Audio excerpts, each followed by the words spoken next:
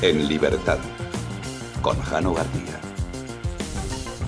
Damas y caballeros, ¿qué tal? ¿Cómo están? Sean bienvenidos a esta noche del 13 de noviembre de 2024. No acaban los temporales que en esta ocasión se centran tanto en Málaga como también en la provincia de Valencia.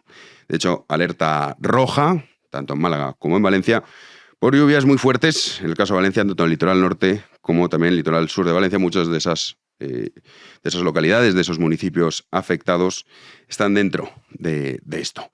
En Tarragona también había alerta roja, pero ha pasado a ser naranja. Sin duda, pues todo el mundo pendiente de estas actualizaciones. También ya se ven imágenes en Málaga, que en fin, de momento afortunadamente no hay que lamentar pérdidas humanas. Sí que hay que decir que se han suspendido los trenes de alta velocidad entre Madrid y Málaga, desalojos por riesgo de desbordamiento y anegadas vías públicas y también el hospital clínico. Bueno, esta es la situación y desde aquí pues mandamos mensaje de precaución, que como es lógico, bueno, está todo el mundo con la psicosis propia de lo que ha ocurrido, especialmente en la provincia de Valencia, que la verdad que uno, cuando ve el abandono que han sufrido, pues eso todavía le hierve más la sangre, porque cuando estamos ahí estos días era habitual que hubiese algún corte de luz, o se escuchase algún trueno y veías a la gente ponerse a temblar. O sea, esto es lo que ha provocado la clase política. En esta psicosis, pues algunos tratan de utilizarla para su beneficio propio. Y esto ha sido el caso de Yolanda Díaz, que decía lo siguiente en el Congreso. Un mensaje claro a todos los trabajadores y trabajadoras de nuestro país. Estamos en alerta roja y, por tanto, no tienen que correr riesgos. No hay que ir a trabajar. Piensen que el riesgo no solo es individual, es que cuando uno no cumple con las recomendaciones que se están haciendo, también pone en riesgo colectivamente a la sociedad. Por tanto, que estén tranquilos, que no vayan a trabajar y verán, por supuesto, compensado con salario y con cotizaciones las ausencias a su puesto de trabajo. Pero, por favor, no corramos riesgos. Y que no vayan a trabajar, hombre, que no vayan a trabajar las zonas afectadas, como que todos. O sea, es que esto es impresionante, lo de Yolanda Díaz. En fin, explica muy bien pues el drama de este país. O sea, ¿por qué triunfa la mediocridad y por qué nos gobiernan los peores? Como ejemplo tenemos a Yolanda Díaz, pero no es el único ejemplo. Porque claro, aquí están todos, y ya lo verán, cómo empezarán a utilizar esta tragedia para imponer mayores controles, mayores aplicaciones, prohibiciones. Pero fíjense, ningún político, cuando digo ninguno es ninguno, ha estado pidiendo que todas esas obras que estaban previstas, esas reformas para, por ejemplo, que el Barranco del Pollo no tuviese el efecto que ha tenido, ninguno está hablando de eso. Están todos centrados en el relato. Nadie dice, oye, bueno, mira, ha pasado esta tragedia, como ocurrió en el año 57 en Valencia, vamos a poner la solución para que no vuelva a pasar. Que es lo lógico. Que tiene sentido. Decir, vale, ya el pasado no lo podemos remediar. Remediemos el presente y el futuro. No. Ahora será, pues eso, una época que, como insisto, es lógico porque si no, no seríamos seres humanos. Cualquiera que diga, no debería afectarnos lo que ha ocurrido, pues hombre, claro que te afecta. Y claro que extremas las precauciones. Y claro que te preocupas muchísimo más. Esto marca un antes y un después. Y como digo, cualquier ser humano actúa de esa forma. Con el miedo y la precaución. Además, sabiendo que están solos. ¿Pero por qué nadie habla de esto? Pues dice, oye, vamos a poner remedio a lo que ha pasado. Pues claro, aquí el problema de fondo es cuando decimos por qué nos gobiernan estos incompetentes. Es que imaginen que mañana dicen, venga, vamos a hacer las obras necesarias para que esto no vuelva a ocurrir. Claro, ¿quién se beneficia de eso? Pues a lo mejor no es el gobernante que ejecuta la obra, porque quizá pierde el poder. Y como la visión es a largo plazo, los políticos prefieren no hacerlo. Porque en democracia ya sabemos que lo que importa es el cortoplacismo, es el relato. Se dedica más tiempo a imponer el relato ideológico que a trabajar por el resto de los ciudadanos. Es una batalla constante, y ya con las redes sociales, imagínense. Unos dicen A, los otros B. Y así continuamente. Y la mayoría de sus esfuerzos los dedican a eso. No piensan en el bienestar de los ciudadanos. Porque claro, a ver si cuando yo haga la obra esto le va a beneficiar a mi sucesor. A lo mejor tardo X años en que concluya. No obtengo un beneficio al corto plazo. Y este es el fondo del asunto. Es un problema que, en definitiva, permite que incompetentes, que sí, quizá unos hablarán mejor, otros peor, el nivel es muy bajo, también hay que decirlo, porque sí, ya la sabemos, la demagogia es general, pero es que ni siquiera son tan buenos. Es un nivel patético. Pero en este sentido, todos piensan en eso. No hay ni uno que haya dicho, oye, vamos a solucionar este asunto. Nada. También hoy se pronunciaba Alberto Núñez Feijóo, que recriminaba al gobierno diciendo que es que, claro, no habéis declarado la emergencia nacional. Pero ahora repasaremos cuándo la pidió él. Escuchamos. Por fin ayer vimos en el Boletín Oficial del Estado lo que realmente piensa el gobierno y no se atreve a decretar. Ayer, en un Real Decreto Ley, en consecuencia, firmado por la totalidad del Consejo de Ministros, por primera vez el Consejo de Ministros llama las cosas por su nombre y tipifica lo que ha ocurrido hace 15 días en Valencia como una emergencia nacional. Está en el Boletín Oficial del Estado. Ha surgido de un Real Decreto Ley del Consejo de Ministros. Es evidente que lo que ha ocurrido es que nos han engañado. Sí, pero también los hechos lo que demuestran es que Alberto Núñez Feijóo, cuando pidió el estado de emergencia, fue el 3 de noviembre, casi una semana después. Hoy publica el diario El Mundo un artículo de estos de encargo, que es evidente que es un encargo de Génova, diciendo que Feijóo habló con Mazón para que decretase, o bueno, más bien exigiese que el gobierno decretase el estado de emergencia nacional, que hubiese supuesto que el control no lo tuviese Mazón, sino el gobierno central, pero que el presidente lo descartó, que Sánchez dijo que no.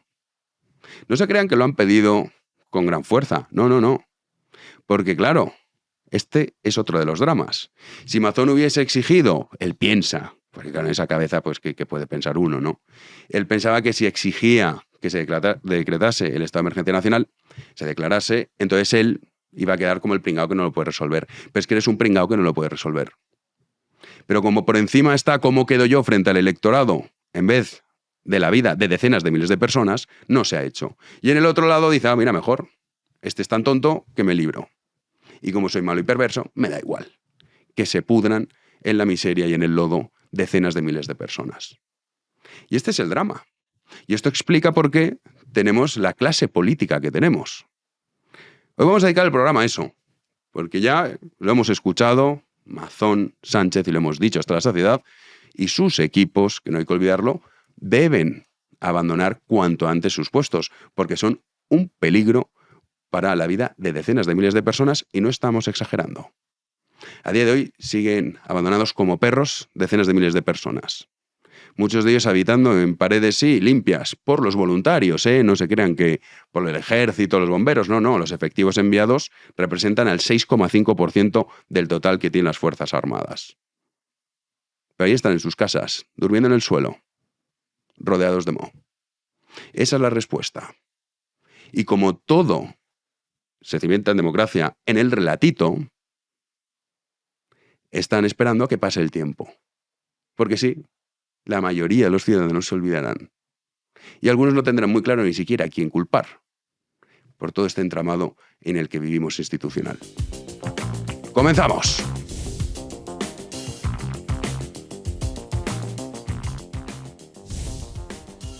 Recibimos un día más a Juan Andrés Rubert. ¿Qué tal, Juanan? ¿Qué tal, Jano? Muy buenas noches. Pues siguiendo con preocupación todo el nuevo temporal que está ahora mismo afectando a varios puntos de España y otra vez en las zonas afectadas a lo largo de esta tarde y también de cara a la noche en la provincia de Valencia. Sí, claro, está todo el mundo En estado de psicosis, claro, y es lógico, es que han pasado 2 semanas solo y claro, ha sido tan devastador que es que uno, tú lo estabas comentando hace un rato, que solo con oír ya un trueno o que chispee un poquito, pues ya se ponen nerviosos y es normal cuando lo has perdido todo. Sí, sobre todo cuando has perdido todo y cuando has visto que estás solo. Estás solo, sí, claro. Tú esto con otra respuesta la gente estaría más tranquila. Es que eso es lo que es imperdonable. Pero viendo lo que ha pasado, pues dicen, es que claro, aquí el único que se puede proteger soy yo mismo. Y hemos visto imágenes de gente poniéndose ladrillos, tablas, sacos de arena, lo que fuera para protegerse. Porque si tiene que esperar que la clase política le defienda o le ayude, vamos apañados, sí. Y ahora en Málaga también ya empezamos a ver imágenes que, en fin... Sí, ahora les enseñaremos a los espectadores algunas de las imágenes que hemos recopilado en la provincia de Málaga, porque vamos a recordarles brevemente que la Agencia Estatal de Meteorología ha decretado la alerta roja en la provincia de Málaga y también en la provincia de Tarragona. De hecho, han sido ya suspendidos los trenes de alta velocidad que viajan entre Madrid y Málaga capital. Se han producido desalojos por riesgo de desbordamiento, hay anegadas también varias de las vías públicas principales y por otro lado el Hospital Clínico de la ciudad también se ha visto afectado. Vamos a ver, Héctor, ahora en pantalla, a ver si podemos ver algunas imágenes. Mira, Jano, esto ha sido de hace un rato, el paso del río Guadalmedina por la ciudad. Por desgracia, pues bueno, es una imagen que también estamos viendo últimamente estos días y que bueno, se estaba comentando que había incluso un riesgo real de que se pudiera desbordar en algún punto de la ciudad. Como decimos, están ahora mismo en alerta roja y en cuanto a la alerta climatológica en Valencia, que también está afectando, pues ha obligado a endurecer la restricción de movilidad en hasta 20 municipios y de hecho se espera de cara a esta noche que puedan caer hasta 200 litros por metro cuadrado en la ciudad de Valencia y los alrededores. En las zonas afectadas por la riada ya se ha limitado el tráfico privado desde las 6 de la tarde hasta las 6 de la tarde de mañana jueves, con lo cual, Jano, pues vamos a estar también muy atentos, porque claro, 200 litros, si lo comparamos con lo que pasó hace 2 semanas, pero claro, 200 litros es una barbaridad, que ya ha caído en algunos puntos, en Javea, por ejemplo, y que suele llover mucho también en esa zona, en Denia y demás, y han caído esas cifras. Tenemos un vídeo de Massanassa, que ha sido una de las localidades también más afectadas, que claro, luego también pues está ahí otra vez asustados, pero claro, es que en realidad, es que lo peor es que como esto fue como un tsunami, claro, es que esto es lo fuerte, que dices, ¿cómo vas a...? Dices, no, sí, alerta, pero aquí no está lloviendo.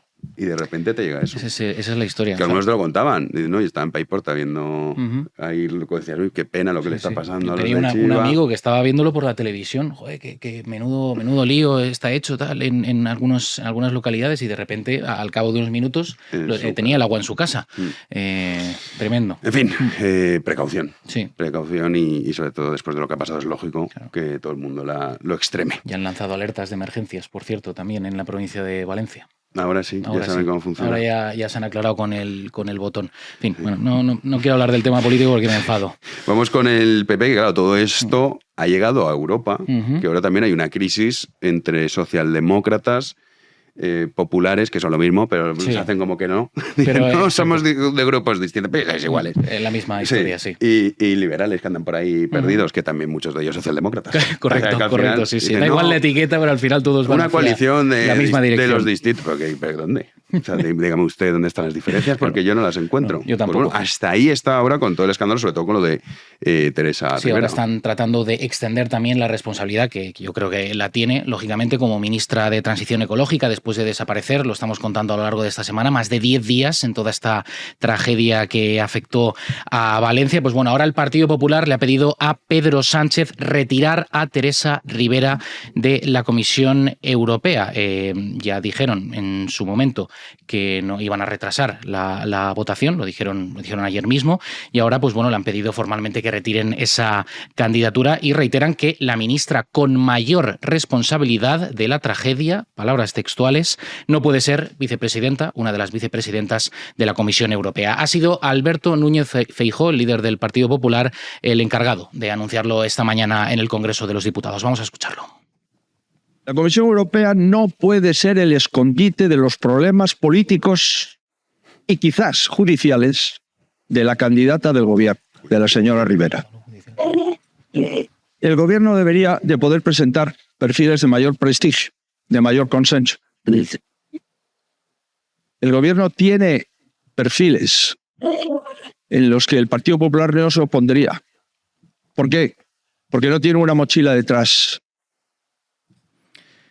Esos otros perfiles a los que Eso hacía mención Luis Planas. Se habla de Luis Planas, el ministro de Agricultura, que podría tener consenso para que fuera vicepresidente de la Comisión Europea. A mí lo que me ha sorprendido esta vez de Feijóo es que ha ido un pasito más allá, que siempre son muy tibios a la hora de criticar o denunciar ciertas cosas, pero ahora ya ha dicho posibles también responsabilidades judiciales. Sí. Lo tienen también complicado Teresa Rivera. Lo que pasa es que ahí hay un lío porque él Feijóo puede intervenir en sus diputados europeos, que son 22 si no me equivoco, pero el resto dependen de Ursula von der Leyen, que ya ha dicho que Teresa Rivera tiene que seguir adelante. O sea, lo del PP europeo también es para hacérselo mirar. Como son iguales, pues este es el tema.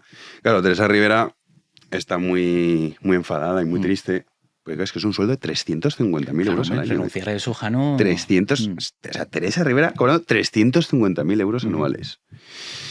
En fin, es alucinante. De a momento, ver en qué queda. Se retrasa esa votación hasta la semana que viene y veremos si al final, lo que te digo, Feijóo no tiene capacidad de decisión en todo el grupo, pero sí que podría ejercer algo de presión para que eso no saliera adelante. Si dice esto y después al final acaba claudicando, pues también es para hacérselo mirar. Sí, porque a ver, si no hubiese pasado todo esto, lo hubiesen votado encantados. Hombre, claro. Y que te digo, oye, que está la misma que paralizó las obras del año 2021 diciendo es que esto es carísimo. Y ahora hubieran dicho, es bueno para España. Sí. Que a mí me hace una gracia eso. Claro, dicen... o sea, al final, si es que lo que te digo, no hay ninguna diferencia. No. Por eso von der Leyen, que le importa tres narices, no sabrá ni poner en el mapa Valencia. Claro que no. Dirá, claro pues amigos, ustedes que me están contando si ya lo teníamos hablado. Sí. Si es un mamoneo, lo de la Unión Europea es una cosa espectacular. Sí, ya tenemos mamoneo aquí en España. Eso es el 2.0. Lo del Parlamento Europeo y la Comisión Europea, eso es... Los asesores... Las dietas, o sea, es impresionante.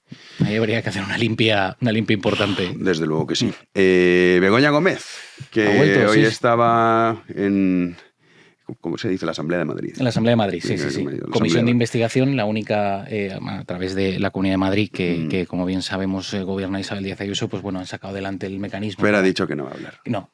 Y que se pira al G20. Claro, por supuesto, como el líder del... Yo antes decía con ironía del G21, que nadie se equivoque, Begoña Gómez, que claro, Yolanda Díaz también tiene lo suyo.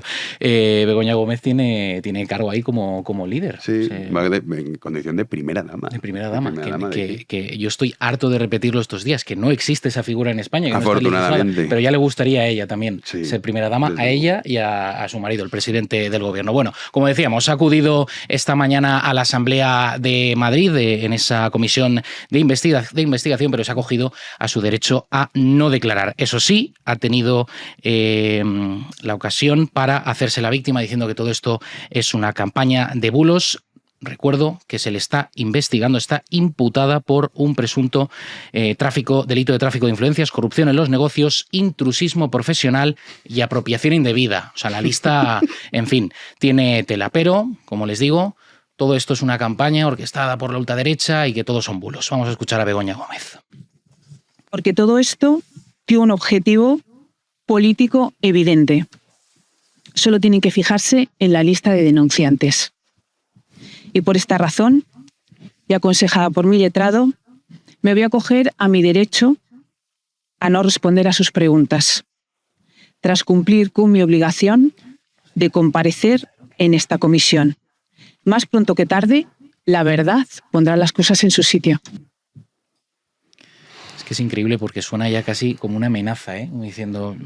además, Sánchez está igual, o sea, diciendo que toda la verdad se conocerá. Sí, claro, está con ese rollo. Sí. Lo que no han dicho en ningún momento es que es mentira de lo publicado, que luego que la metan en la cárcel o no es otra cosa. Correcto. Pero lo que se ha publicado, no han dicho nada que digan esto es mentira. Alguna noticia que fue fake que publicó The Objective.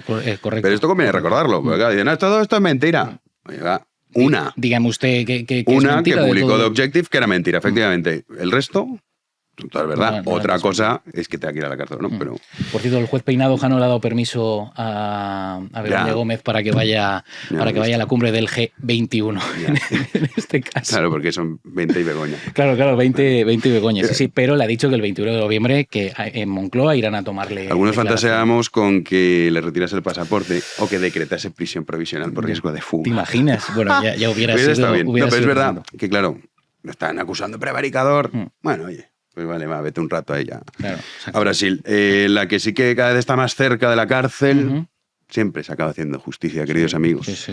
Es Cristina Fernández Kirchner. Aquella referente moral, ideológica de toda la izquierda y la extrema izquierda, sobre todo aquí en España, pues bueno, corrupta hasta las cejas, porque la justicia argentina ha confirmado ahora la condena de 6 años de prisión a Cristina Fernández de Kirchner por, precisamente, corrupción. También le aplica la inhabilitación perpetua para ejercer cargos públicos a la expresidenta de ese país en un caso por irregularidades, ¿quién podía dudar de ello?, en obras viales. Su defensa tiene 10 días para apelar ante la Corte Suprema, que deberá entonces resolver si la condena es firme. Con lo cual, 6 años de condena por corrupción. A ver Cristina cómo Fernández queda de la Kirchner. condena firme. Claro, tiene tiempo para recurrir. Sí, tiene 10 días para recurrirlo, pero bueno, veremos en qué queda la cosa. Ella que siempre decía que, claro, cuando no es contra ella, la justicia funciona de maravilla. Ahora bien, cuando le van a por ella, dice, no, es que es lawfare, es que es corrupción judicial. Pues como ahí, aquí. ahí lo tienes. Sí, claro, igual que en España, Igual, sí, igual. los mismos términos y las mismas historias, correcto. Pero es bueno, que a ver si la no nos vemos. alejamos mucho, No, Jano, que va. de esa realidad, por desgracia. Yo siempre he dicho, nos parecemos cuando pone Venezuela, no. Argentina es que somos súper Sí, parecidos. tenemos ahí cositas Sí. en común. Pues bueno, a ver si acaba entre rejas y se hace justicia. Nos vamos a la tertulia. Arrancamos la tertulia y damos ya la bienvenida a Pedro Insua. ¿Qué tal? Muy bien, aquí estamos, pues, la expectativa de todo lo que está ocurriendo en todas partes. Sí, es verdad que es que parece que salimos de una, nos metemos en otra. Bueno, salimos mentira, porque todavía en Valencia no sale. Es que eso es lo trágico, claro. Ya, Es sí, que, sí. ojalá. Y seguimos en el lodo. 2 semanas, 2 semanas. Sí, sí. Álvaro Bernaz, ¿qué tal? Pues bien, intentando volver a la normalidad, como todos. Y Manuel Llamas, ¿cómo estamos? ¿Qué tal? Muy bien. Este sábado volverá Economía en Llamas. Sí, señor. Pero claro, con todo esto que ha pasado, pues no hubo programación. Me interesa hablar con vosotros, porque vamos a decir la verdad, estábamos aquí comentando fuera de cámaras, decíamos, bueno, sí, a Amazon ya lo hemos dicho 1000 veces, tiene que dimitir por incompetente y toda su tropa también, y el otro por malvado y por perverso por no ir al auxilio de los ciudadanos. Pero hay un debate de fondo que está ahora comentándose, es verdad que no es lo que tratan las televisiones, sobre si realmente esto es un problema ya del sistema, es un problema estructural o no lo es. Entonces, como estáis vosotros que sabéis bastante del tema, yo creo que puede ser interesante. Así que abres tú, Bueno, querido pues, Pedro. a ver, yo aquí cada vez que sucede un acontecimiento de estas características que tiene que el Estado de alguna manera tomar las riendas, pues lo toma, pero a través de las autonomías, ¿no?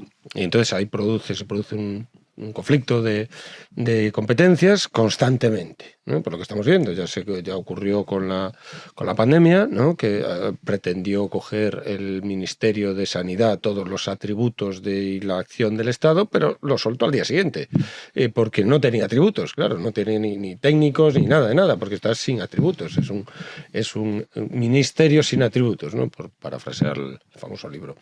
Entonces, de Musil, ¿no? Entonces, aquí ocurre lo mismo. Es decir, parece ser, ¿no?, que claro, una situación de emergencia. Claro, ¿qué grado de emergencia tiene? Pues ya para empezar, ¿quién determina ese grado de emergencia? Entonces, llegado a un punto de emergencia, ya tiene que tomar el Estado las riendas. Pero el hecho es que semejante cataclismo, digamos, torrencial, que se desbordaron unos cuantos ríos, sin una preparación, sin una canalización, las canalizaciones que al parecer estaba el 87% en obras, según han dicho hoy, ¿no? El 87% de las, en España en general, de las obras de canalización de ríos y demás, y de embalses y todo esto está en revisión, el 87% está aún sin terminar. Bueno, yo no sé, esas cifras las han dado así, no sé ni de dónde sale. Yo las repito porque la he visto en alguna comunicación, pero vamos, no sé ni qué Ya sabes garantías que tienen. la mayoría de Sí, cosas las que fuentes se y tal, publican hay que cogerlo vete tú a con saber, pinzas. totalmente. Entonces, lo digo, pero sobre digo esto, ¿no? Entonces, la cuestión es que aquí se funciona con un con el thrillerismo, ¿no? Y entonces, pues ¿dónde está la bolita de la responsabilidad? Pues uno dice Sánchez dice, no, está Mazón dice, no, está en Sánchez y tal, y se van repartiendo, que si la ministra de Sanidad, de transición, de perversión ecológica, de transición y tal. Entonces, bueno, pues yo creo que es estructural, efectivamente, porque aquí estamos, claro, partimos de... Bueno, y falta quien diga que la culpa la tiene Europa, que es otro organismo, ¿no?, de toma de decisiones que, al parecer, pues tiene... para algunas cosas tiene responsabilidad última. Depende para qué. Aquí, digamos que las atribuciones de responsabilidad no son técnicas o tecnológicas o de la morfología del ordenamiento jurídico. Nunca. Son responsabilidades que se atribuyen por razones ideológicas. Y en eso estamos. Es decir, al final, pues depende del pie del que coges ideológicamente, pues dices una cosa u otra. Pero nadie da explicación, digamos, con cierta consistencia del ordenamiento jurídico con base jurídica de lo que está pasando. Nadie da esto. O sea, todos se pasan la pelota y ya está. La pelota está en el tejado de unos u otros según... Claro, cuando tienes un Estado que es incapaz de determinar las responsabilidades de una toma de decisiones como es esto, bueno, decía Álvaro, ahora hablas tú, pero bueno, voy a parafrasearte, ya que estás aquí, decía Álvaro, bueno, cuando invadan, cuando haya una guerra, pues aquí que van a estar repartiendo también responsabilidades mientras tanto tienes un enemigo a las puertas, ¿o cómo va esto? Entonces... Sí, es que ese es el tema. ¿No? Alvarito. Sí, vamos a ver, estoy de acuerdo con mi Contigo frase mismo. que ha citado Pedro. Yo, por poner las cosas claras desde un primer momento, creo que el tema de la competencia es tuya, ¿no? La competencia es mía, no suponía un impedimento para actuar. Digamos que la falta de competencia es la excusa que esgrime cada uno de ellos para pasar la pelota al contrario, por así decirlo.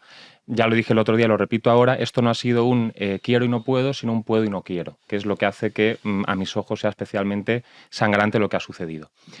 Y descendiendo un poco más al detalle y yendo a la cuestión estructural, insisto en que a mí lo que me enfada particularmente en este caso es que no hubiera medios para solucionar este problema, sino que lo que no ha habido es una voluntad para aplicar esos medios, que es lo que realmente para mí es demoledor y que debe indignar a todo el mundo.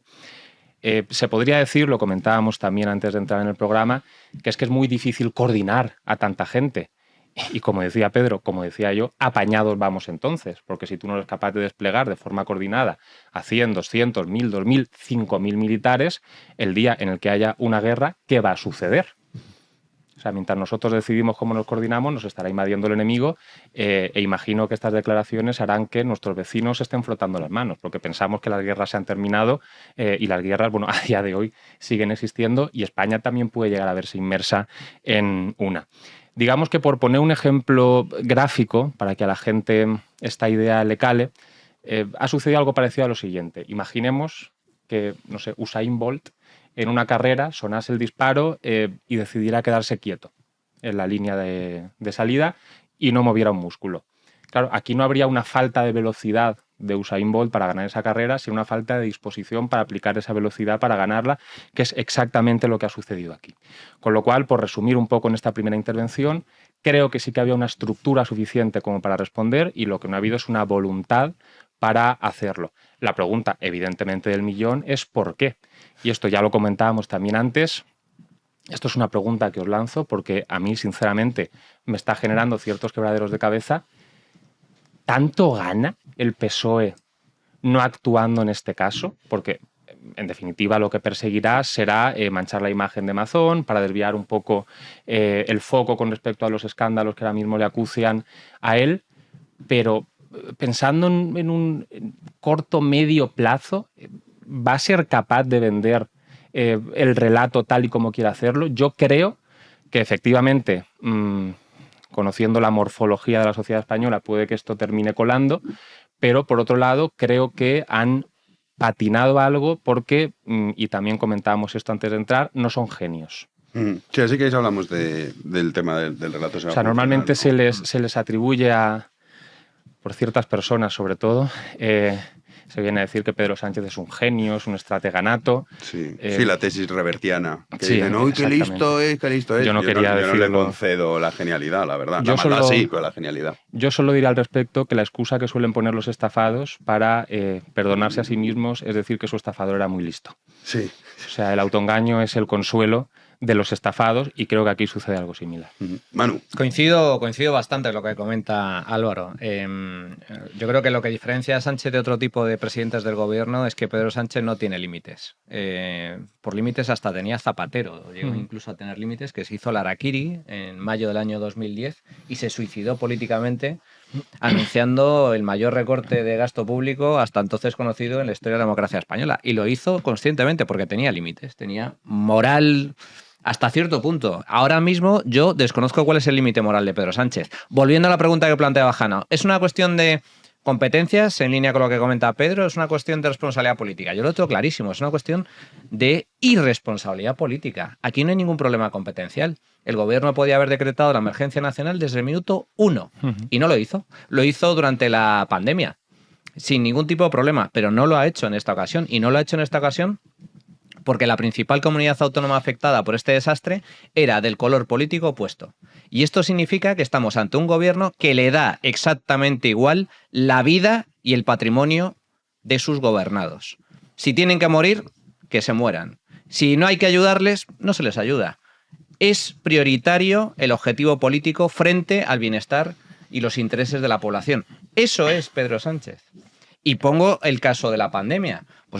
Todos vosotros recordaréis perfectamente cuando el presidente del gobierno decreta el estado de alarma y nos encierra a todos en casa.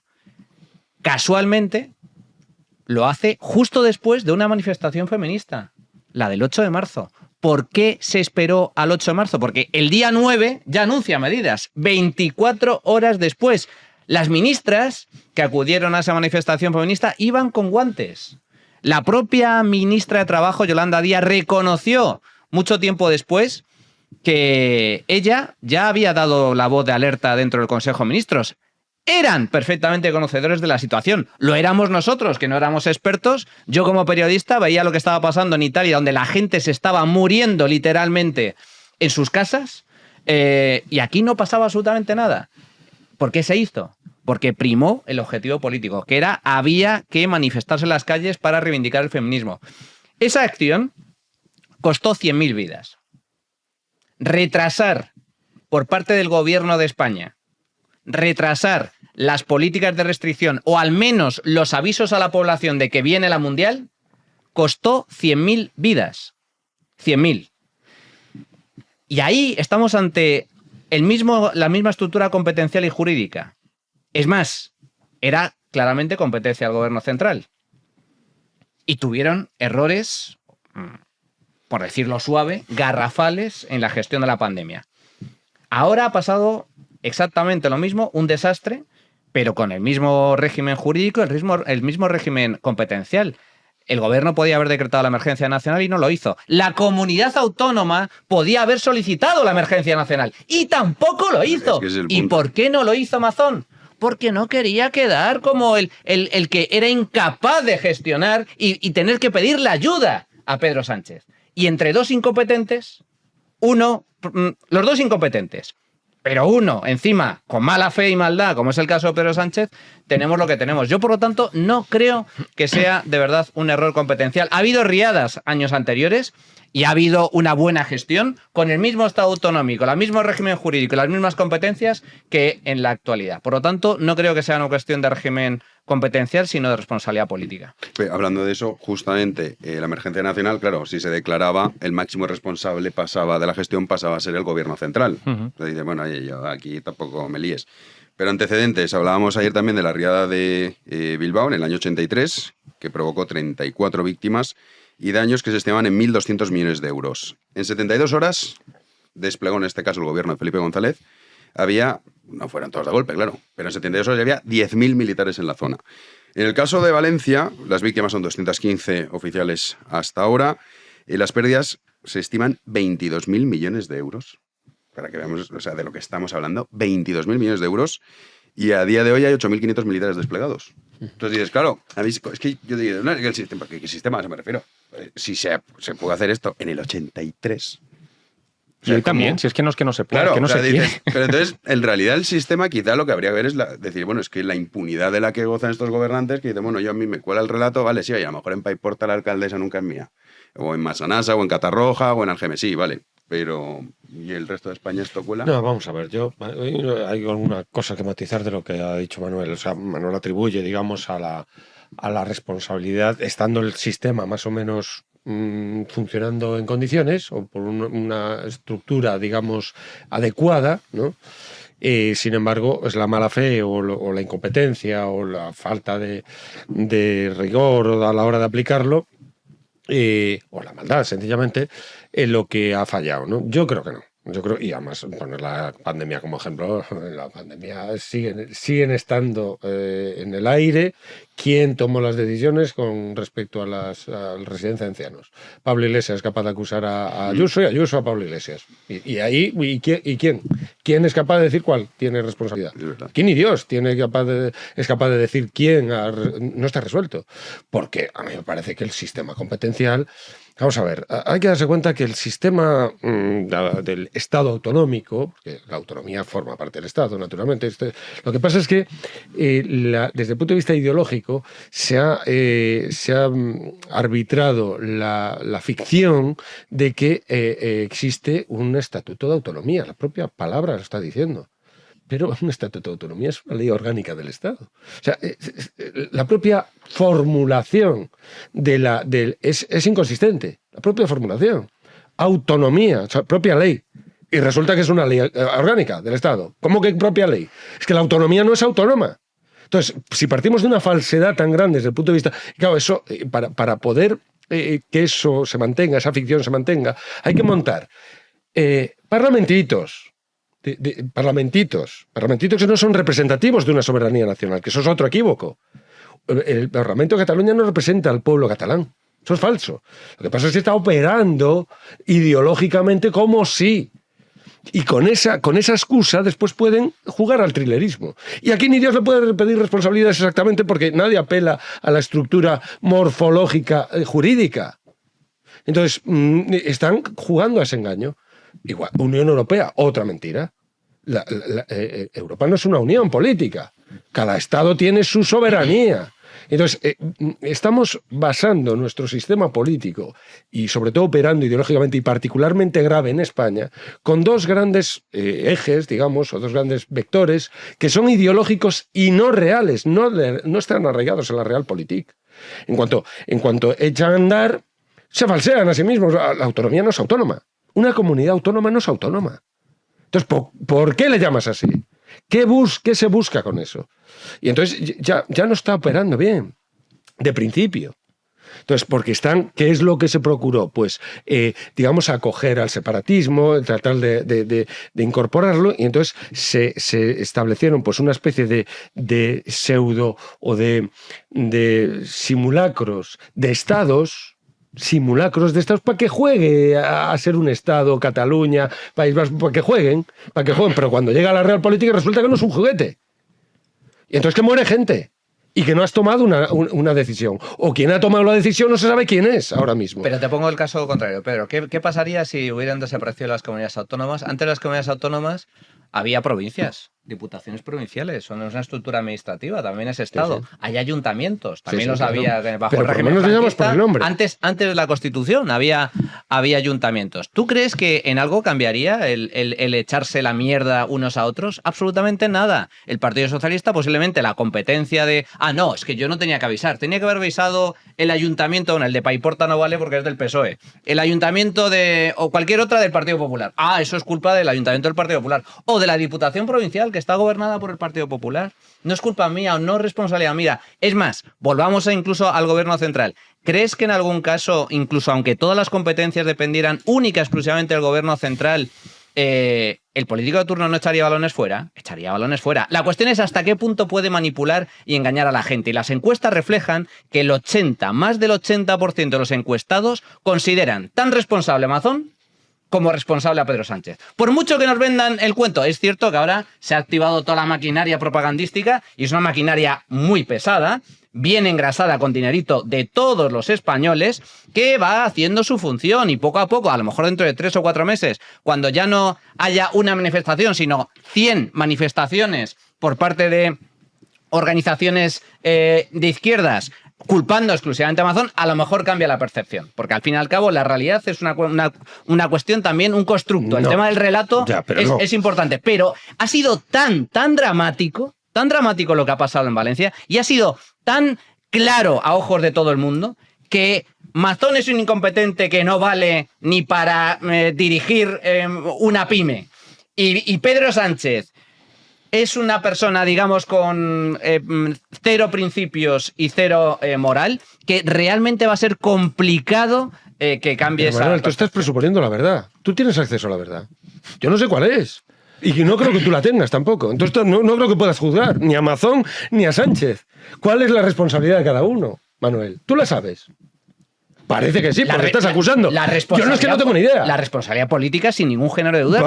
Pero responsabilidad política es un término muy vago, muy vago. Aquí estamos hablando de responsabilidad con articulación penal o por lo menos judicial. Eso tendrá que dirigir los jueces. Los jueces. Entonces los jueces sí tienen técnicas y entonces tienen que decir, bueno, a ver, las comunicaciones entre las administraciones, ¿cómo fueron? Entonces aquí hay unas comunicaciones. Entonces eso es lo que nos tienen que enseñar. Y ahí es donde se dirime. De momento de la pandemia no sabemos nada. Ni tú, ni yo, ni nadie. Lo de las residencias de ancianos, ahí se quedó en el aire. Me parece lo del Maine, en el año 98. O sea, ahí no se sabe quién coño hizo eso. Entonces, a ver... Eso, perdona, lo de las residencias se judicializó, hubo muchas denuncias al respecto y todas se archivaron, ¿eh? Todas. Por lo tanto, claro que se ha resuelto judicialmente. Esto que dice Pedro, sí que es verdad que nosotros preparando todo lo que hemos grabado, siguiendo la cronología, te vuelves loco. Es que... Porque dices, coño, el aviso, dice, no, yo sí, vale, y te oís de las confederaciones, tal, y de repente han desaparecido datos de la web, y dices, coño, y el otro dice, que es una locura. La Confederación Hidrográfica. Pero deliberadamente. Del mismo día de que se produjo la tragedia, dices, ¿por qué desaparecen ciertos datos que pueden aportar algo a la investigación? Si tú intentas hacer una cronología de los hechos, decir, mira, vamos a empezar con el lunes, con las alertas que ya había, que es verdad, que ya se preveía la típica gota fría toda la vida, pero luego te pierdes en la maraña absoluta que dices, coño, quiero hacer una cronología perfecta. Pero tú piensas que eso es casual, ¿no? Es que no lo es. Es que te vuelves loco porque se ha configurado de un modo tal el sistema para que te vuelvas loco. O sea, por aplastamiento burocrático. Exactamente, o sea, lo comentábamos también antes de entrar. Si yo quisiese mandar y me dijesen, elige el sistema de gobierno que tú quieras, yo diría una democracia, por supuesto, con comunidades autónomas, provincias, ayuntamientos, con una distribución competencial absolutamente laberíntica. ¿Para qué? Para que, llegado el caso, yo eluda mi responsabilidad. Con lo cual yo creo que esto está creado. O sea, no es un accidente que ahora que nos ponemos a verlo digamos, uy, qué lío, ¿por qué lo harían así? O sea, yo creo que está hecho con el objetivo claro y deliberado de, llegado el caso, eludir la responsabilidad. Y yo, en este sentido, voy a citar a Jesús Maestro, los errores cuestan caro, no a quien los paga, sino a quien los comete. O sea, perdón, los errores cuestan caros, no a quien los comete, sino a quien los paga, que es precisamente lo que está sucediendo ahora. O sea, es todo un constructo para yo... digamos que los líderes políticos, por llamarlos de alguna forma, porque no son líderes, porque cuando sucede un problema es el líder el que tiene que dar un paso al frente para poner orden en el caos, que es precisamente lo que no está haciendo nadie. Es decir, cuando vienen maldades yo me aparto, no vaya a ser que la líe y luego se me responsabilice por yo haberla liado, es decir, eso es lo que tendría que hacer un líder y no está haciendo. No son líderes porque se meten en política para gestionar la abundancia y trincar algo por el camino si se da el caso. Y entonces, si yo me meto en política para gestionar la abundancia, precisamente porque de esa abundancia yo podré detraer algo, en el momento en el que surgen problemas, uno, no quiero meterme yo para intentar solucionarlos, porque si lo hago mal, me habré erigido yo como la persona responsable para solucionar ese problema y en el caso de que no pueda hacerlo, se me culpará a mí, sino además por la incompetencia intrínseca de esta gente, que precisamente por eso yo creo que sí que es importante, por difícil que sea, dilucidar lo que ha pasado y que haya una respuesta no solamente política, sino judicial y penal. ¿Para qué? Con un objetivo muy claro. Si tú eres un político que te llaman de algún partido, no tienes ni oficio ni beneficio, con lo cual mejor meterme ahí y ganar más dinero del que jamás podría ganar en 3 décadas en el sector privado, que uno se lo piense 2 veces. Si yo, por ejemplo, no sé, una constructora me dijese, oye Álvaro, te ofrecemos un contrato de ingeniero para diseñar un puente, te vamos a dar 10 millones de euros, pero como tú no lo sepas diseñar y el puente se caiga, vas a la cárcel el resto de tu vida. Yo no me meto ni loco, aunque me den 10 millones de euros. Y yo creo que esta reflexión es la que tendría que hacer cualquier político a la hora de decidir si se siente capacitado para gestionar un cargo o no. En el sentido de, como yo entre y no lo sepa hacer, podré haber trincado todo el dinero que quieras durante el camino y utilizado mi poder con fines varios y espurios normalmente. Pero si llegado el caso las cosas salen mal dadas, yo me arruino el resto de mi vida. Y eso yo creo, igual estoy siendo un poco idealista, que es la crítica peor que me podéis hacer, sí. Pero creo que sí que haría que más de uno se lo pensase, porque sobre todo veo que en otros sectores la gente sí que se lo piensa. Una persona antes de montar una empresa analiza muy bien el entorno el ámbito privado, desde luego. En el que va a montarse una empresa, porque como le salga mal pierde todo su capital. Y si uno asumiera un cargo con X competencias sabiendo que si llegado el caso no la sabe gestionar bien, se arruina la vida, yo creo que otro gallo cantaría. El problema, partiendo de esa base, y creo que es una reflexión interesante, es por qué tenemos los políticos que tenemos, ¿no? Vosotros, a ver, Irene Montero, cajera del Saturn. Un rato, ni siquiera rato, puedes decir. un rato. Claro, o sea, ojalá hubiese sido unos años, por lo menos hubiese tenido un oficio. Es que ni eso. Gabriel Rufián, creo que fue reponedor. Reponedor en una tienda también, ¿no? Y otro rato. Otro ratito. Claro, es que no. Pedro Sánchez. Pedro Sánchez, su carrera profesional, en el ámbito privado, me refiero ya ni eso, porque creo que. Sí fue en el ámbito privado. Una universidad privada le colocaron como profesor asociado.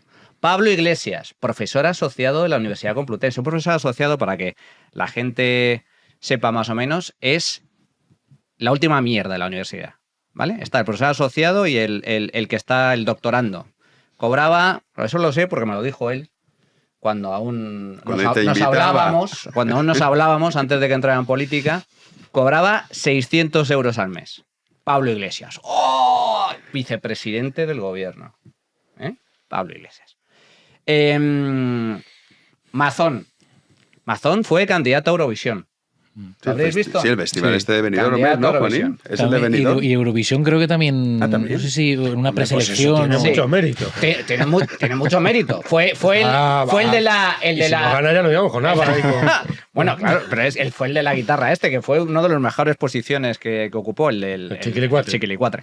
Bueno, estos son los políticos que tenemos. Entonces, claro, ¿por qué pensamos? Claro, ahora la gente de repente ha visto la luz y dice, pero son todos una panda de tuercebotas. Pues claro, ¿qué piensas? ¿Que Pedro Sánchez es el gran estratega? Pedro Sánchez es un muerto de hambre. Es un muerto de hambre. Que no tiene... En el sector privado no se ganaría la vida con nada. Ya no digamos su mujer. Entonces, ¿cómo es posible que esta gente acumule tanto poder? Bueno, entre otras cosas, porque la política en España no tiene los incentivos necesarios para atraer a los mejores. Para empezar, necesitas también sueles entrar a través de un partido político. Y la forma de ascender en un partido político es conociendo a gente y siendo amigos y siendo, pues, un pelota,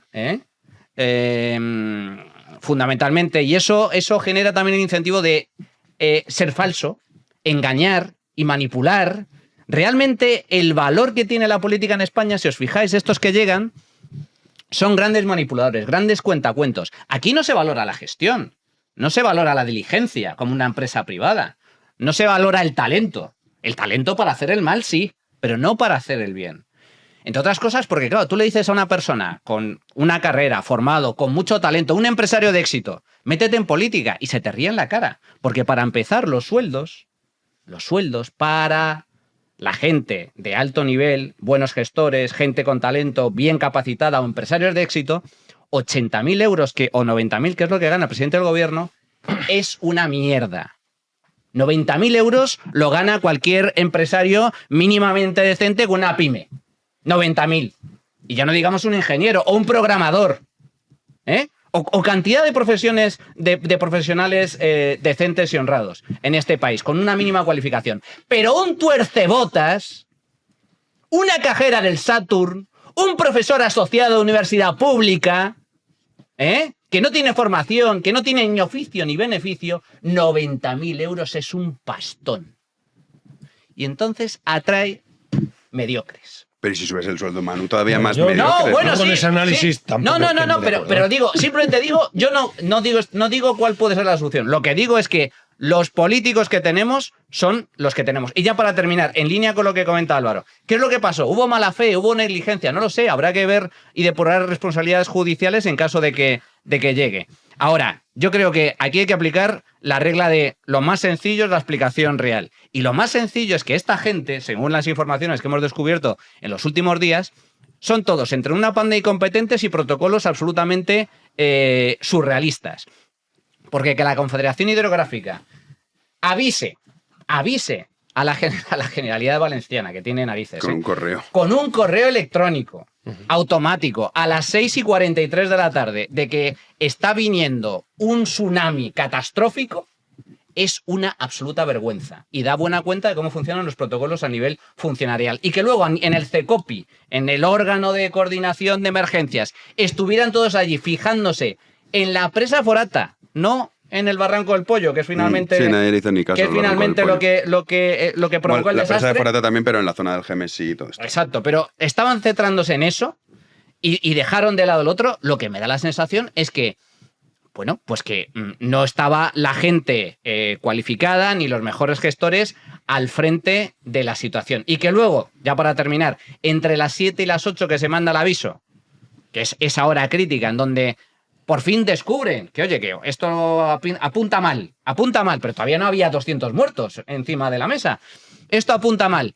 Y que se decidan y que estuvieran discutiendo durante una hora si enviamos o no enviamos el mensaje, y si lo enviamos en castellano o lo enviamos en valenciano, da buena cuenta de esa mediocridad a la que estamos hablando. A ver, yo no estoy de acuerdo en el origen del problema. Es decir, que sea cajera del Saturn o no, eso a mí me trae sin cuidado. Quiero decir, cuando se tratan de temas comunes, puede una cajera del Saturn puede estar más acertada que un abogado del Estado. Pero bastante más acertado. Vamos, que hay gentes que están sentados en parlamentos cuyo juicio político es una basura auténtica. Y son gente muy preparada. O sea, la universidad ha generado más analfabetismo político que muchas otras cosas. Donde Irene Montero aprendió sus idioteces, no fue como cajera de... Probablemente Fue la ella aprendió muchas universidad. más Fue la cosas universidad. que tienen que ver con la realidad, sino fue la universidad. Eso es cierto. Entonces, la universidad no es ninguna garantía de formación de absolutamente nada. Que es garantía casi de Garantía casi de lo deformación. contrario. De Entonces, deformación. Digamos una Sí. facultad como la de políticas de la Sí, es verdad. Entonces, que está tuneada con por ejemplo, Euskal Presoak y cosas de este estilo, ¿no? Eso creo que Entonces, decía Junger, perdón, que es preferible el hombre sin cultura que el hombre deformado por la Totalmente, ¿no? Y totalmente. decía Unamuno también que es mejor no leer nada que leer a mal. medias. Que leer entre medias porque no te enteras de nada y tienes la pretensión de que sí. Y eso es lo peor. Lo peor es la pretensión siempre. Sócrates era albañil.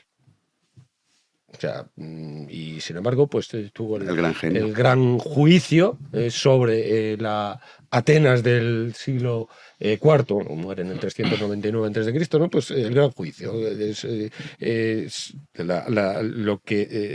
Lo que decía Sócrates de Atenas es lo que nosotros pensamos de Atenas ahora mismo.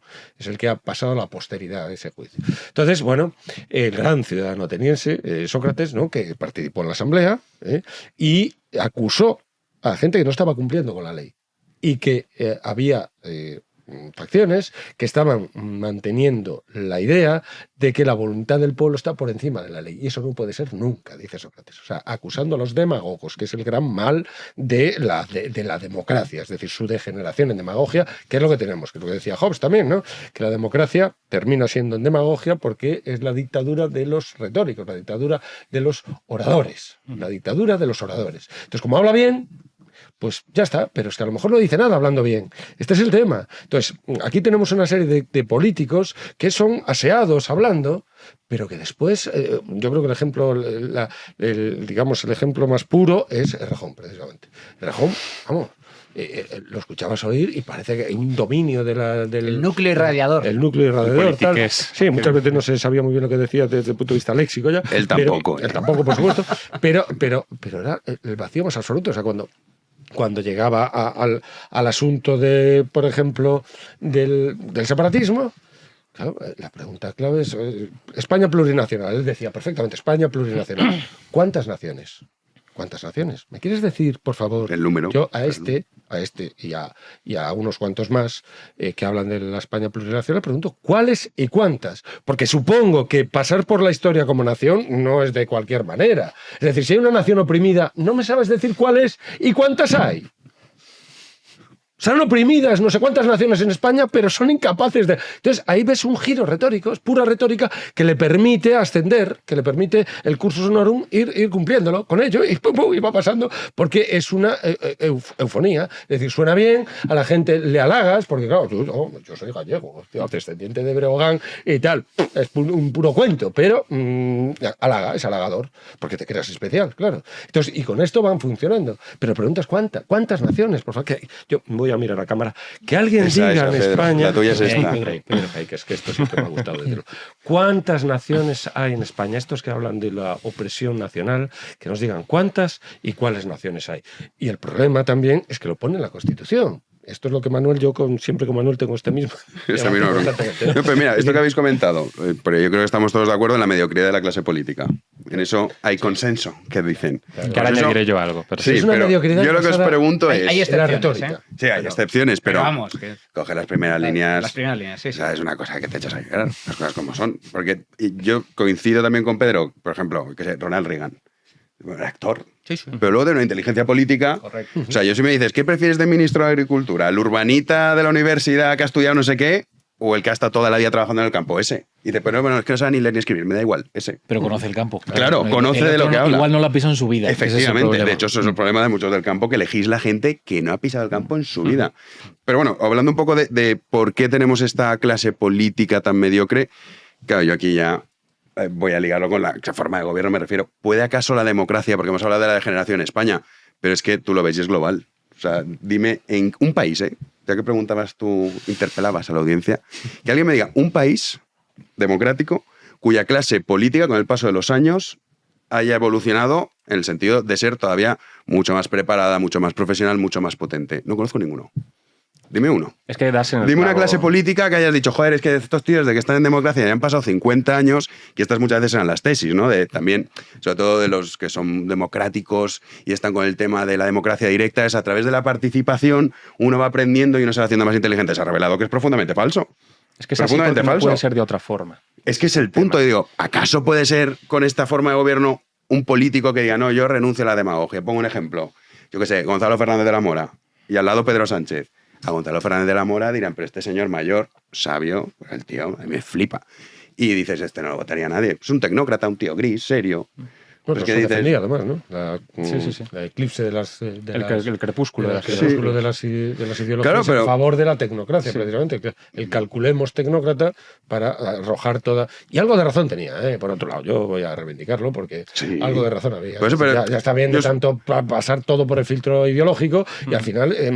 cosas que son sentido común, macho, que dices, es que esto no es ideológico. O sea, a mí me parece la batalla del relato, o sea, lo que demuestra es la enfermedad ideológica que hay en este país, que dice, mira, es que tú puedes ser de izquierda, de derecha, de arriba, de abajo, o no ser nada, me da igual. Pero coño, es que esto es sentido común y lógica. O sea, no es nada más. Bueno. Yo una vez constatado el hecho en el que hay consenso, que es la mediocridad de la clase política, e indagando en el por qué, que es precisamente lo que hacía Jano ahora, yo creo que obedece a dos factores. En primer lugar, porque la política está configurada de un modo tal que atrae a gente mediocre, porque quizás no tengan sueldos astronómicos en comparación con los que se pueden tener en el sector privado, pero sí tienen sueldos astronómicos en comparación con los que esas personas, dadas sus capacidades, podrían tener en el sector privado. Entonces, es una profesión lucrativa, dadas sus capacidades, en la que no hay demasiado trabajo. Estamos viendo todos los días los vídeos que subió Irene Montero paseándose por ahí, por el Parlamento Europeo. Sí, yo no sé cuándo trabaja. Ahora Irene Montero. Exactamente. Diputada, y ahora tertuliana también, por cierto. Ganas dinero, lo puedes utilizar para cuestiones de ocio y, llegado el caso, eludes cualquier tipo de responsabilidad. Porque con este mare magnum competencial laberíntico, pues cómo no va a traer esto a gente mediocre. Pero claro, el hecho de que atraiga a gente mediocre es una condición que explica parte de la cuestión, porque una gente mediocre podría sentirse atraída por la política y, sin embargo, que no la votase ni Dios. Con lo cual, el segundo factor es que atrae a gente mediocre y además, y aquí hay que entonar el mea culpa, porque siempre se echan balones fuera, la gente les vota. Exacto, eso es fundamental. ¿Y por qué la gente les vota? Que esto conecta con lo que decía Pedro. Porque la democracia es por esencia demagógica. A mí me hace mucha gracia cuando se dice tal partido es demagogo, populista, como todos. Tal, como todos. Claro. Puede que algunos lleven más al extremo que otros esa demagogia y ese populismo, pero la democracia intrínsecamente es populista porque necesitas el voto del pueblo. Claro. Es que si tú no eres populista en la democracia no puedes llegar al poder jamás porque no te van a votar nunca. Con lo cual nos preguntamos, pero bueno, ¿por qué llegado el caso no hay gente preparada con un enfoque correcto de los problemas para lidiar con estos asuntos complicados cuando se plantean? Pues porque se pone a dar un meeting Gonzalo Fernández de la Mora explicándote, bueno, el hombre ha fallecido ya, ¿no? Falleció hace ya unos años. Se pone a dar un meeting Gonzalo Fernández de la Mora y se quedan 5, nos quedamos por nosotros. Exacto. Escuchándole. Entonces, la democracia al final es la institucionalización de la sofística y de la mentira. Y ese es el gran problema de la democracia, que los principales problemas que nos acucian hoy en día no se pueden solucionar democráticamente. Por ejemplo, que esto no quiero abrir un melón porque es un buen melón, el tema de las pensiones. Democráticamente no se puede solucionar nunca porque no se va a hacer 10 millones de personas el harakiri. Con lo cual necesita seguir captando sus votos hasta el abismo final. Con lo cual mi diagnóstico es particularmente, iba a decir pesimista, pero creo que es realista. O sea, la democracia es así y no puede ser de otra forma. Manu. Es muy interesante. A ver, para empezar, sin que sirva de precedente, le voy a dar la razón a Pedro. Bueno. Sin que valga de precedente. Efectivamente... Día para recordar. Efectivamente, el tema del nivel formativo no tiene nada que ver con la calidad competencial, con el talento de la gente. Lo que sí quería reflejar es que, ejemplos, Irene Montero, Yolanda Díaz, Pedro Sánchez, Gabriel Rufián, etcétera, difícilmente se ganarían la vida tan bien como se la están ganando ahora en política, fuera de la política. Sí, eso es indiscutible. Eso es indiscutible. Sí, lo cual les atrae. Lo cual, porque esto ni son empresarios ni nada. Al revés, como bien has comentado, tanto Jano como Pedro, hay gente de un talento espectacular que no tiene ningún tipo de formación. Amancio Ortega no tiene ningún tipo de formación, por ejemplo. Y es un tío de los más ricos del mundo. Ronald Reagan era un actor secundario, grandísimo político y gran estadista. Por lo tanto, hilando con lo que comenta Álvaro, efectivamente en democracia lo que vale o lo que se le requiere a un líder político, acompañado de su partido, de su estructura, es ganar elecciones. Para eso está. La política en democracia consiste en ganar elecciones, ganar votos. Pero lo puedes hacer de muchas formas. Lo puedes hacer con buena gestión, con buenas ideas, ayudando a la población, enriqueciendo a la gente con políticas adecuadas, haciendo las cosas bien para que a la gente le vaya bien. O lo puedes hacer engañando, manipulando, mintiendo, haciendo el mal. ¿En qué país estamos ahora mismo? Es evidente que en el segundo. Lo que sí habría que exigir a los políticos, desde mi punto de vista, es, vale, tú eres un buen político en el sentido de que ganas elecciones. Lo puedes hacer, insisto, mal o bien. Lo ideal sería que lo hicieras bien, sin manipular, sino haciendo cosas o promoviendo cosas que no solo sea eliminando el engaño de la ecuación, sino que beneficien al conjunto de la población y resuelvan problemas, que para eso en teoría está el Estado, para resolver problemas. En la práctica se demuestra que el Estado es el mayor creador de problemas, pero bueno, esto sería otro debate. Dicho lo cual, vale, tú ganas elecciones, pero una vez que alcanzas el poder, lo que yo al menos sí le exijo al político en democracia es que te rodees de los mejores. Y ahí entramos en otro debate. Los buenos políticos, Ronald Reagan, estadistas de primer orden, un presidente del gobierno autonómico o un alcalde no tiene por qué saber de todo. Es imposible saber de todo. Claro. Es imposible. Sí. Tú has ganado unas elecciones, tú eres líder, has convencido a la gente.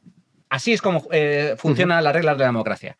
Pero una vez que alcanzas el poder, no te rodees de polmeros, no te rodees de incompetentes, no te rodees de tuercebotas. Rodéate de gente que sepa. Un consejero de Economía tiene que saber de economía. Un consejero de Hacienda tiene que saber de impuestos y de presupuestos. Un consejero de Medio Ambiente tiene que saber mínimamente de energía, de políticas medioambientales.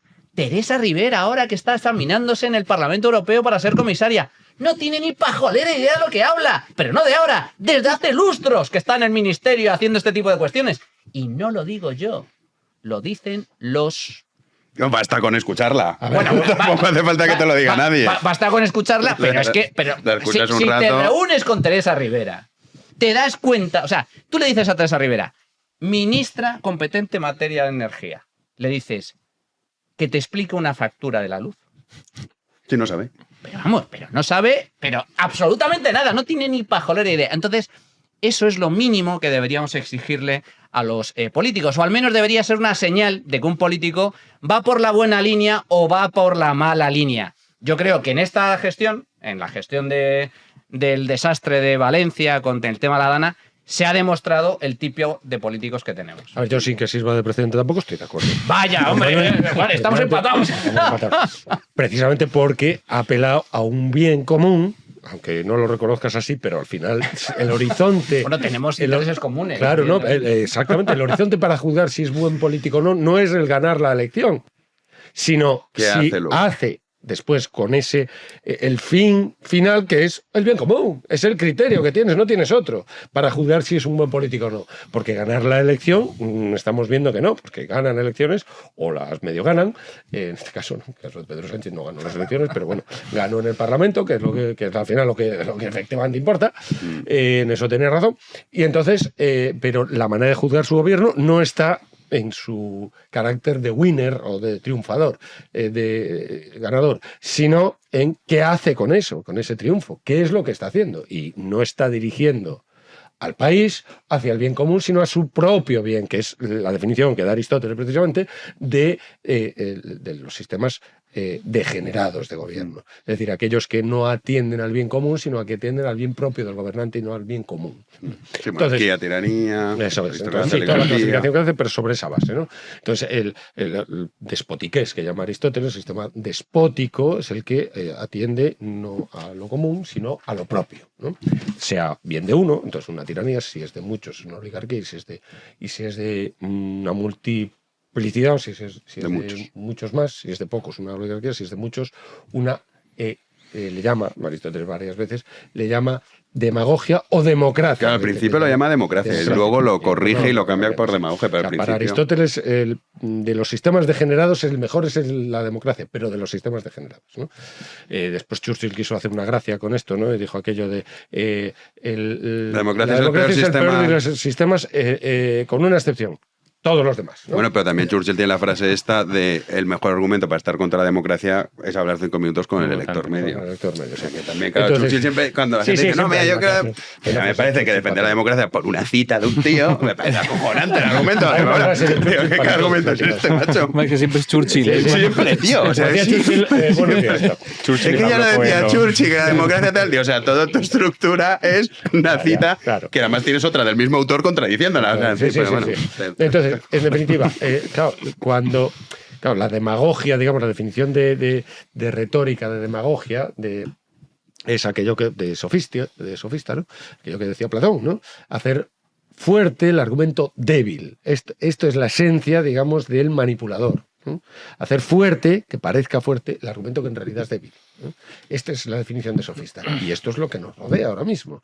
Y precisamente esto, y pasando por... La oligofrenia también es una característica muy particular de los políticos actualmente. No sacan consecuencias hasta el final de aquello que dicen. Se quedan a medias porque de esa manera adulan más. Y todo esto que decía de la nación, ¿no? Por ejemplo, no sacan consecuencias hasta el final. Entonces, no sacan consecuencias de lo que dicen, ¿no? Entonces, aquí el criterio último, finalmente, es ese bien común, del que otras veces, sin embargo, Manuel, te deshaces. Sin embargo, ese es el criterio último. Entonces, no tienes otro. Entonces, el que gana elecciones, sí, el político tiene, para adquirir poder y poder hacer algo, tiene que ganar elecciones, eso es inevitable. Entonces, trata de convencer. La función del político fundamentalmente es el convencimiento. Para eso utiliza muchas veces mecanismos completamente perversos y completamente falsarios. Por ejemplo, la historia para convencer, es decir, a estos, no, vosotros sois descendientes de... Y los convence y lo votan. Entonces hay una responsabilidad enorme, que es a lo que voy y ya termino. Él en el elector. El pueblo no es inocente lo que está pasando, ¿eh? El pueblo no es un convidado piedra que está ahí y que solo es que se deja adular o que se deja... No. Cuando votar y obedecer es un poder político, de naturaleza política. La obediencia es un poder de naturaleza política. No solo es político el que manda, es político el que obedece porque puede siempre no hacerlo. Entonces, si tú, la base del tiranicidio de los teóricos también... Juan de Mariana, ¿no? De Mariana, gran defensor, Santo Tomás. La base de esto, el derecho a resistencia. Es decir, si hay una tiranía y tú no resistes a ella, eres tan responsable de que persista. Y eso sea democracia, o sea tiranía, o sea oligarquía, o sea monarquía. ¿eh? Si un monarca se convierte en un tirano y tú le respaldas, eres responsable de ello. Sí. Está responsable si no resistes a eso. No, además está justificado en este caso lo que es el tiranicidio, ¿no? Yo me acuerdo de uno del Mundo, que claro, del Mundo, pues sobre el libro, me dijo, ¿tú estás a favor de esto? Digo, claro. Y digo, y dice, usted si pudiese acabaría con Maduro. Digo, mañana mismo. O sea, me parecería estupendo que el pueblo mañana se sublevase en Venezuela y digo, bueno, claro, digo, en fin, Juan Andrés, vamos con María Jesús Montero. Sí, hablando de grandes estadistas y del nivel de la clase política y demás, pues tenemos a María Jesús Montero, una de las vicepresidentas del gobierno de Sánchez, durante la sesión de control de este miércoles. Las cuentas de la nación. Que poca cosa, eso, no es poca cosa, efectivamente. Bueno, pues hoy ha sido omnipresente porque ante la ausencia habitual de Sánchez para comparecer ante el Parlamento, pues ha tenido que responder en varios turnos de palabra. Decía que ellos estaban ahora mismo volcados en ayudar a Valencia y que luego ya habría tiempo para pedir responsabilidades. Escuchamos a María Jesús Montero. Que el Partido Popular a lo que está es a un relato imposible intentando eludir sus propias responsabilidades. Pero ¿sabe qué, señor Tellado? No vamos a entrar en sus provocaciones. No vamos a entrar en ninguna valoración política en este momento. Tiempo habrá. Tiempo habrá. No, pero lo ha hecho. No, pero además es que... No vamos a entrar, pero el primer rejonazo... Ya lo he pusado. Pero si el otro día estaban pagando campañas en Twitter, ¿era? O en Facebook, en Instagram. Sí, en redes sociales. Sí. Hasta 6.000 euros ha gastado el PSOE en una campaña en distintas redes sociales contra Amazon. Si llevan haciendo política de lo más mediocre, la política más basura que existe, que es hacer política con el dolor ajeno en medio de una desgracia, desde el minuto 1. Habla de relato, María Jesús Montero. Hablemos de relato. Van a Paiporta, comitiva real, el rey, el presidente del gobierno, Pedro Sánchez, y el presidente de la Generalidad, Carlos Mazón. Sale cual rata, ya lo hemos dicho, y no me cansa de repetirlo, Pedro Sánchez por patas. Dice Pedro Sánchez, a los pocos minutos, porque para eso tiene un ejército de asesores que pagamos nosotros. Un ejército de asesores en Moncloa, construyendo relato. Presidente, esto. Y el presidente actúa, es un actor. Los asesores tienen todos, ¿eh? Sí. Un ejército. Bueno. Lo que pasa es que uno es otra vez el bien común o no. Este más todavía, más. El que más. Ha batido récord. Sí, bien, entonces dice, no, la primera versión, no hemos sido nosotros. ¿Quién ha ido a Paiporta? Es que ha sido cosa del rey. El rey ha tenido la idea de ir a Paiporta. Primera. Segunda. No, esto no era el pueblo indignado. Era un grupo organizado de extrema derecha. Eran todos nazis. Hay 3 detenidos, 3 procesados por el tema del palito. Del palo, y resulta que eran todos vecinos y voluntarios que afectados por la lana. La señora que le da con el paraguas al coche era neonazi. Afectados por la lana. Sí, por ese vídeo. Tercera versión, el famoso palo. No, el presidente ha salido por patas porque le han pegado un palazo. ¡Es mentira! No hay palo de ningún sitio, pero si lo dice hasta la propia Guardia Civil. La propia Guardia Civil dice que no hubo palo. Sí, se ve a una persona intentando darle con un palo al presidente del gobierno, pero estaba rodeado de escoltas. Y además, no va y abre el maletín antibalas para un palo, que era un palo de una escoba. Bueno, pero ¿cómo que el relato? Están haciendo relato desde el minuto 1. Claro. Desde el minuto 1. Y lo trágico de esto es que hacen política con la desgracia ajena. Por desgracia no es la primera vez que lo hacen. Alvarito. Vamos a ver, en lo que respecta al relato. Esto ya lo hemos comentado muchas veces. Al final, cuando los hechos no te apañan, lo que tienes que hacer es imponer otros a través del relato. Con lo cual es la estrategia que viene siguiendo esta gente desde hace mucho tiempo. Aquí el tema, volviendo a una cosa que comentábamos antes, es por qué triunfa el relato de esta gente. Porque son cosas tan burdas que dices, pero ¿en qué cabeza puede calar este tipo de mensaje? Y claro, aquí la respuesta es más o menos sencilla. Este relato no cala porque sus estrategias sean muy sofisticadas, sino porque sus votantes están muy fanatizados. Ese es el tema. Comentaba el otro día Quintana Paz en Twitter que no sabía si el PSOE despreciaba la inteligencia de sus votantes o conocía la inteligencia de sus votantes. Pregunta pertinente, sin duda. Pregunta pertinente. La responsabilidad, cuando tú tienes, por ejemplo, y además, digamos, como mascarón de proa ideológico para la democracia en general, que todas las opiniones valen lo mismo, el relativismo respecto de la verdad como también elemento ideológico fundamental que alimenta nuestras democracias, la libertad de expresión, este tipo de cosas tienen su influencia después.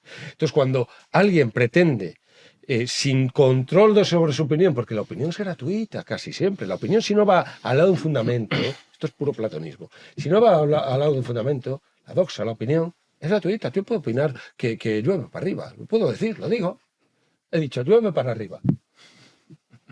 Entonces, o puedo decir círculo cuadrado, ¿no? O puedo decir que, pues, claro, círculo cuadrado pues es 2 más 2, 8. Una contradicción muy evidente. O puedes decir, como ha dicho el presidente del gobierno, que lleva repitiendo desde la última semana, que todo el desastre de Valencia es culpa del cambio climático. ¡El cambio climático! Yo puedo decir cambio climático, ¿no? Y como no hay control sobre esa opinión, pues claro, bueno, esto es que está sentado en los científicos. Sí, pues ¿cuál es el argumento científico? Pero es que digan lo que digan, que esto es lo que quería decir, van a triunfar. ¿Por qué? Porque está el grado de fanatismo de sus votantes, que de hecho yo creo que el hecho de que el PSOE vaya moviendo poco a poco la portería, porque vemos que en relación con todo esto cada día había una consigna, y cada día en Twitter se te taladreaba con una consigna distinta, el hecho de ir moviendo la portería poco a poco es incluso una forma de indulgencia a sus votantes, para hacer ver que no, que los estás incluso convenciendo poco a poco. Pedro Sánchez se podría haber plantado el primer día y decir, oye, mira, no voy a hacer ni siquiera un esfuerzo argumental. Aquí la culpa es de Mazón porque sí. Y habría surtido el mismo efecto. Sí, que necesita Entonces, la opinión...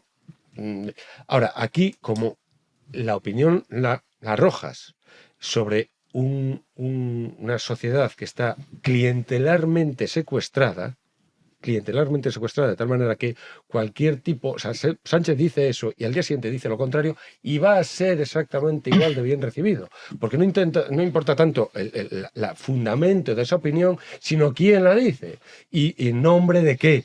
¿Nombre de qué? Que es, de nuevo, pues una opinión además que suelen ser maniqueas, de corte maniqueo, ¿no? Es la lucha del bien contra el mal. Son asuntos siempre planteados en términos apocalípticos, el apocalipsis climático, ¿no? Entonces, pero claro, hay una rémora de extrema derecha que niega la ciencia, niega el progreso, y entonces no cala en ellos porque están completamente embarazados con el gen, que han llegado a hablar de gen de extrema derecha, y entonces tenemos que destruir esa rémora que es la extrema derecha, ¿no? Entonces, como las opiniones son de este calado polarizante absolutamente, ¿no?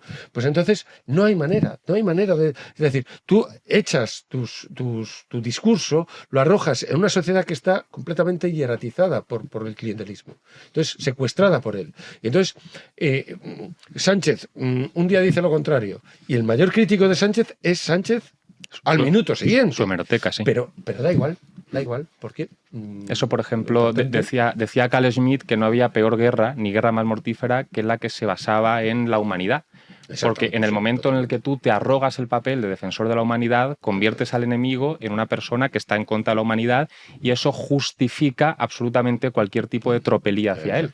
Cuando una guerra, a lo mejor, que se basa en otro tipo de valores, no permite tratar al enemigo de esa forma porque de algún modo también es un humano. En el concepto de lo político. Exactamente. Gran libro. Exactamente. Pequeño libro y gran libro. Y aquí sucede algo parecido. Desde el mismo momento en el que instalas en la cabeza de ciertas personas, porque tienen instalada esa idea, por incomprensible que me pueda parecer, que están defendiendo el bien supremo, absolutamente cualquier medio es irrelevante.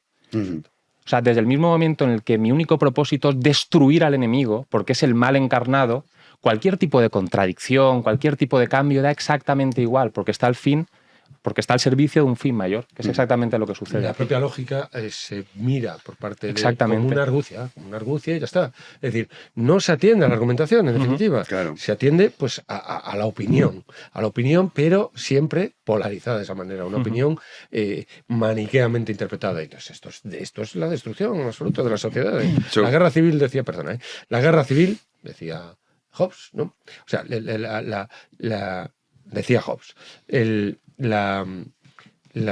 separatismo, digamos, es la enfermedad de una sociedad y la guerra civil su muerte. Y esto es el guerracivilismo que está instalado en la sociedad española absolutamente. Es el guerracivilismo, que seguimos en él. Sí, sí. No, de hecho, vamos a de Begoña Gómez, que lo que decía Juan Andrés, que no es G20, es G21, porque al final sí que van a dejar ir porque va ella, claro.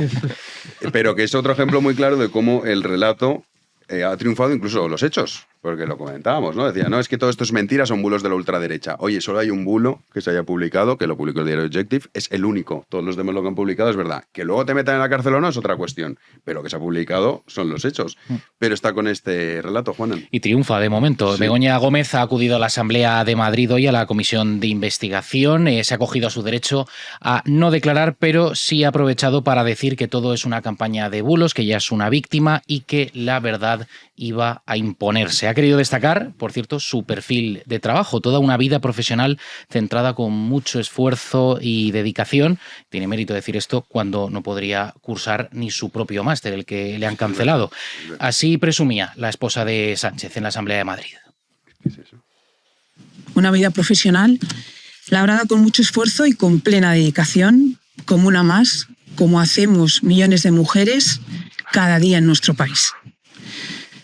Porque todo esto tiene un objetivo político evidente.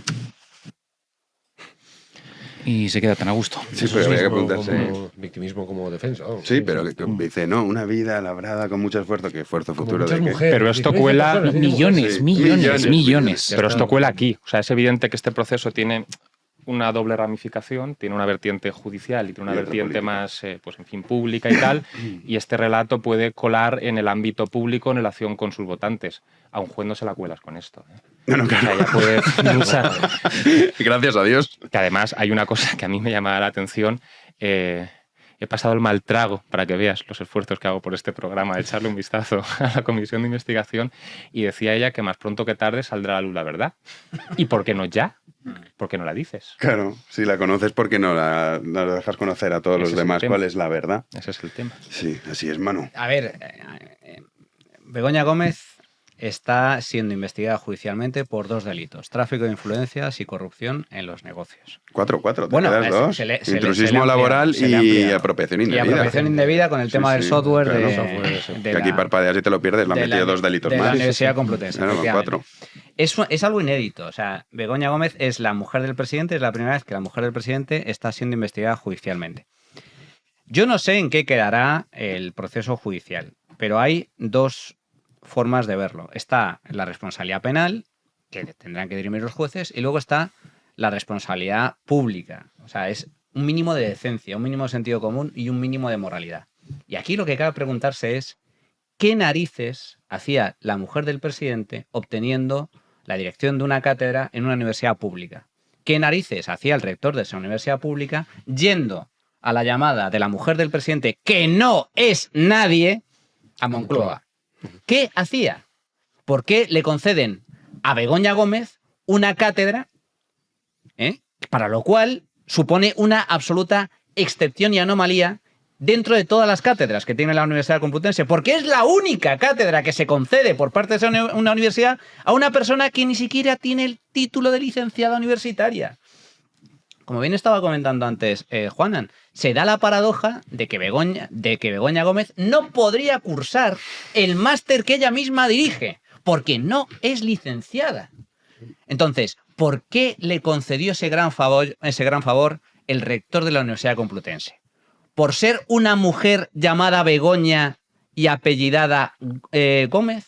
¿O por ser la mujer de Pedro Sánchez, presidente del gobierno? A ver. Entonces, esa es una. La segunda, la apropiación indebida. ¿Qué hacen grandes compañías tecnológicas, Google, grandes multinacionales, Indra y Telefónica. regalándole un software por importe de 150.000 euros? Vamos, cualquiera de nosotros, de los que están aquí, cualquiera de los que nos está viendo en el programa, vete, llama tú a la puerta de Telefónica y dices, oiga, que soy Pedro, ¿me financias el proyecto? ¿Usted quién es? ¿Seguridad? ¿Seguridad? Se ríen en tu cara. Vamos. Ah, pero ¿por qué atienden a Begoña Gómez? ¿Por ser Begoña Gómez? directora de una cátedra universitaria complutense que no conoce a nadie y que no vale para nada, o por ser la mujer del presidente del gobierno? Son preguntas retóricas. Pues eso, ya solo eso, en cualquier país mínimamente serio, le costaría la cabeza de inmediato al presidente del gobierno. Y por lo tanto, y volvemos, enlazo con lo anterior, cabe preguntarse, dentro de una democracia, dentro del juego democrático, al final la responsabilidad, en última instancia, también recae en los ciudadanos. Y si Pedro Sánchez se mantiene en el poder, es porque sus votantes no condenan, como deberían condenar, este tipo de actitudes absolutamente miserables e inmorales. Bueno, porque Pedro, cerramos. está defendiendo el bien de la izquierda y tal y cual. Entonces hay mecanismos ahí para neutralizar esto y hacer un mal menor y ya está.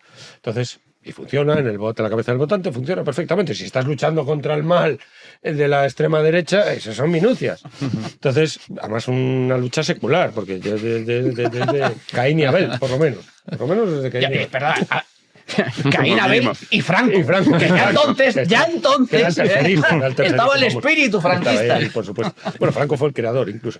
Bueno, el caso es que claro, aquí el tema, vamos a ver, la universidad puede crear y existen, por ejemplo, pues a doctores que no tienen titulación en nada y le crea el título de doctor, ¿no? Honoris causa. El doctor causa de honor, pues hay gente que no está preparada, no está licenciada probablemente, no sé cuántos habrá doctores honoris causa de cuántas universidades en el mundo que ni siquiera tengan la licenciatura o incluso ni siquiera tengan una educación elemental. No lo sé cuántos habrá, pero alguno casi seguro que habrá. Hombre, Rigoberta Menchú, por lo visto, era más lista que otra cosa. Esa tenía varias honoris causa, varios doctores honoris causa en varias universidades y su preparación creo que no era universitaria, pero bueno, tenía más preparación de lo que decía, por otro lado. El caso es que esto podría ser. Pero claro, aquí, y esto lo puso muy bien de manifiesto la mesa de la comisión del control que se hizo ahí, ¿no? En el Parlamento. ¿Cómo va el rector a Moncloa? Generalmente va el aspirante, digamos, a la universidad, allá al despacho del rector o lo que sea, ¿no? O del decano, en el caso del título que fuera. Pero que vaya a Moncloa el rector, eso es muy raro. Eso es muy raro. Claro, puede que se crea la cátedra Monclois Causa, es una nueva cátedra, Monclois Causa, que quizás esta es la razón. Álvaro, yo con la rabia de Jano quiero hacer una acotación cortísima. El tema es bastante más complejo, pero evidentemente hay una serie de indicios tremendos en contra de esta mujer y sin embargo veo a la gente con mucho miedo para posicionarse de una forma mínimamente categórica y quiero hacer una aclaración brevísima en relación con la presunción de inocencia. La presunción de inocencia vincula al juez y lo obliga a partir en el proceso de la premisa de que alguien es inocente para que solamente a través de las pruebas que se introduzcan se le pueda declarar culpable. No vincula a los particulares. A mí la presunción de inocencia no me obliga a pensar que alguien es inocente. De ser así, yo tendría que seguir dejando que cuidase de mis hijos un canguro investigado, pero no condenado, ojo, por abuso sexual. Y evidentemente no es así. Con respecto a los particulares, no rige la presunción de inocencia, sino la prudencia, que nos obligaría a, pues en fin, si no estamos seguros de si alguien es culpable o inocente, no ir gritando a los cuantos vientos que lo es, porque puede que no lo sea y le podamos estar destrozando la vida. Pero dados todos estos indicios, a mí la presunción de inocencia no me vincula. Y ya cierro. Con esa reflexión cerramos y damos las gracias a nuestros nuevos socios, en este caso Manuel de Madrid, Alberto de Sitges y Fernando de Madrid. Gracias por unirse al Club de Socios de Big One. Y muchos preguntan, oye, ¿cómo puedo conseguir la taza? Pues haciéndose socio. O llaveros también, o libros firmados. Tenemos muchas cosas para ofrecer a nuestros socios. Aquí sí. Venga, yo firmo libros. Si os ponéis así. No sé dónde los presento, pero los firmo. Vais a ganar muchos seguidores si yo firmo libros. No, pero es verdad, no, es un detalle de cualquiera de los que viene a Big One. O sea, cualquiera que tenga, tú tienes además un montón. O sea, que puedes decir, oye, yo quiero el libro, yo paso el libro de Garín o de Jano, de tal. No, yo quiero el de Pedro Insua. Sí, por supuesto. Por supuesto, así que hay para elegir. Vamos a hacerlo ya. Mil gracias, querido Álvaro. Te veo la semana que viene o la siguiente. Así es. Me viene solo 2 veces al mes. Una sí, una no. un deber cívico reducido. Modesto. Se hace de rogar. Manu, a ti el sábado sí que Sí, tenemos señor. este sábado Economía en Llamas. A ti, Pedro, te veo la semana que viene. A ti, Juanín, te veo mañana. Mañana más, si Dios quiere, aquí A Héctor a estaremos. los mandos también. Y desde aquí, bueno, tanto la provincia de Valencia, Málaga y Tarragona, prudencia, precaución y mucho ánimo, que están las cosas, en fin, poco mal.